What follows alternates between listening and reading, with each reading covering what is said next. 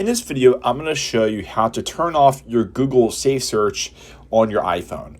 So you can do this through a web browser. I'm going to go ahead and go through my Safari. So all you need to do is go to your Safari browser, go to google.com. Do not go through Chrome, but actual google.com. And make sure you're logged into the account that you want to turn this off on. So go to the top right-hand corner and click on your account. Once you're here, you want to scroll down until you find SafeSearch. So as you see, my filter is now on. So what we can do is go ahead and turn this off.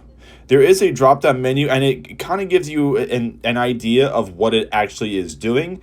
If your account is set to 18 and under, there is no way to actually physically turn this off. You would have to go through your parental controls if it's not your phone or if you're on a parent's account.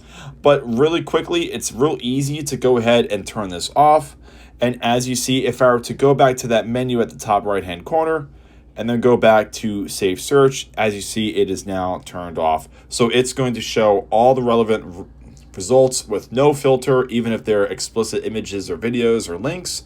But that's it. It's super simple and super easy to go ahead and turn off your Safe Search on Google.